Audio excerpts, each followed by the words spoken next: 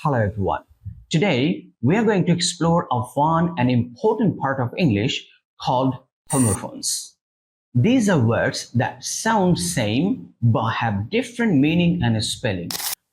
ইংরেজিতে কিছু শব্দ আছে যেগুলোর উচ্চারণ একই রকম কিন্তু বানান এবং এর অর্থ কমপ্লিটলি আলাদা।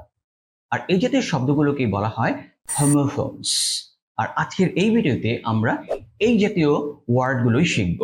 Alright, so without any further ado, let's jump right in. Alright, let me give you an example. PAIR and PEAR এই দুইটা শব্দেরই কিন্তু উচ্চারণ একই। phä, right?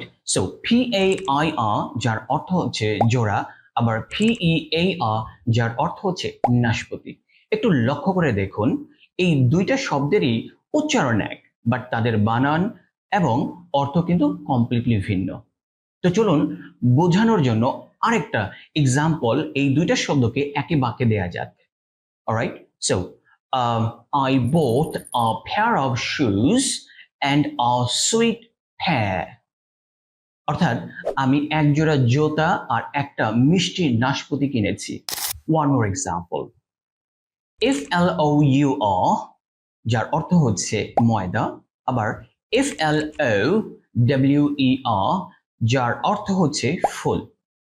একটু লক্ষ্য করে দেখুন, এই দুইটা শব্দের স্পেলিং আলাদা, মিনিংও আলাদা, বাট তাদের প্রনাউন্সিয়েশন কিন্তু সেম, একই রকম।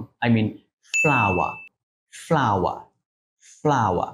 তো চলুন এই দুইটা শব্দকে একটা বাক্যে ইউজ করা যাক। রাইট?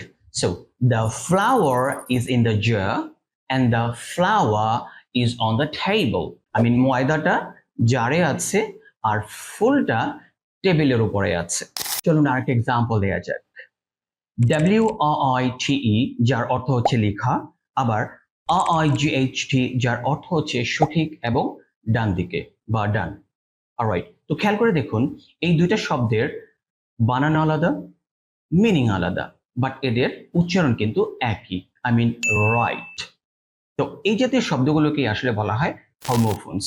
চলুন এই দুইটা শব্দকে একটা বাক্যে ইউজ করে দেখা যাক। Please write your name in the right corner. অর্থাৎ অনুগ্রহ করে তোমার নামটা ডান দিকে লেখো। আরেকটা এক্সাম্পল দেয়া যাক। SEE যার অর্থ হচ্ছে দেখা, আবার SEA যার অর্থ হচ্ছে সমুদ্র। খেয়াল করে দেখুন এখানেও কিন্তু এই দুইটা শব্দেই মিনিং এবং স্পেলিংটা ডিফারেন্ট, বাট তাদের প্রনাউন্সিয়েশন দুইটাই কিন্তু সেম। C, C. চলুন এই দুইটা শব্দকে একটা বাক্যে আবারও ইউজ করে দেখা যাক। I can see the sea from my window. অর্থাৎ আমি আমার জানালা থেকে সমুদ্র দেখতে পাচ্ছি।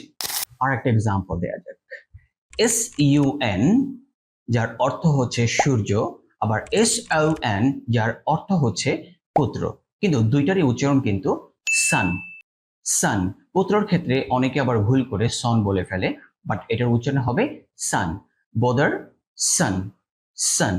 তো চলুন একটা এক্সাম্পল দেয়া যাক। The sun is shining brightly and my son is playing outside. অর্থাৎ সূর্যটা ঝকঝক করছে আর আমার ছেলে বাইরে খেলা করছে। আরেকটা কনফিউজিং এক্সাম্পল দেয়া যাক। ONA যার অর্থ হচ্ছে এক, আবার WON যার অর্থ হচ্ছে জিতেছে। উইনের পাস্ট টেন্স, রাইট? এটা কিন্তু খুবই কনফিউজিং এবং অনেকেই এটা নিয়ে কনফিউজড হয়ে যায়। অলরাইট, সো এই দুইটারই উচ্চারণ কিন্তু আসলে won, won, won. অলরাইট, তো চলুন একটা এক্সাম্পল দেয়া যাক। One team won the match easily. Again, one team won the match easily. একটা দল সহজেই ম্যাচটি জিতেছে। One more example. KNIGHT যার অর্থ হচ্ছে মধ্যযুগীয় সৈনিক, সৈনিকও বলতে পারেন। আরেকটা হচ্ছে NIGHT যার অর্থ হচ্ছে রাত, এটা আমরা সবাই জানি, কিন্তু এই দুইটারই উচ্চারণ কিন্তু নাইট, নাইট। খেয়াল করে দেখুন স্পেলিং এ কত পার্থক্য এবং মিনিং এও কত পার্থক্য, বাট এদের উচ্চারণ কিন্তু একই, আর এগুলোকে বলা হয় homophones. তো চলুন একটা এক্সাম্পল দেওয়া যাক। The knight rode into the dark night. I mean, সৈনিকটি অন্ধকার রাতে ঘোড়া চালিয়ে গেল। আবার NO যার অর্থ হচ্ছে না, আবার KNOW যার অর্থ হচ্ছে জানা বা চেনা। বাট এই দুইটারই উচ্চারণ কিন্তু no, no, never say no, no, right? তো খেয়াল করে দেখুন উচ্চারণটা কিন্তু এক, বাট স্পেলিংটা এবং মিনিংটা কিন্তু ডিফারেন্ট। তো চলুন একটা এক্সাম্পল দেওয়া যাক। No, I don't know the answer. I mean, না, আমি উত্তরটা জানি না। আর একটা বেশ কনফিউজিং হোমোফোন, MAIL যার অর্থ হচ্ছে ডাক বা ইমেইল, আবার MALE যার অর্থ হচ্ছে পুরুষ। খেয়াল করে দেখুন স্পেলিং এবং মিনিং কতটা পার্থক্য, বাট এদের দুইটার উচ্চারণই কিন্তু মেইল, মেইল, রাইট? তো চলুন একটা এক্সাম্পল দেওয়া যাক। I sent a mail to a male teacher. অর্থাৎ আমি একজন পুরুষ শিক্ষককে ইমেইলটা পাঠিয়েছি। আরেকটা কনফিউজিং এক্সাম্পল দেওয়া যাক। BRAKE যার অর্থ হচ্ছে ব্রেক, আই মিন গাড়ির যে ব্রেক থাকে সেটা, BRAKE, ব্রেক। আবার BREAK যার অর্থ হচ্ছে বিরতি বা ভাঙা।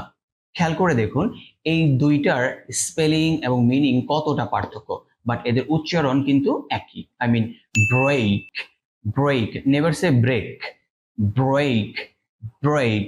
তো চলুন একটা ফানি এক্সাম্পল দেওয়া যাক। Use the brake before the car breaks anything. I mean, গাড়ি কিছু ভেঙে ফেলার আগেই ব্রেক চাপো। Alright, dear viewers, that's all for today. Keep practicing and keep improving your English. Adios. See you next time.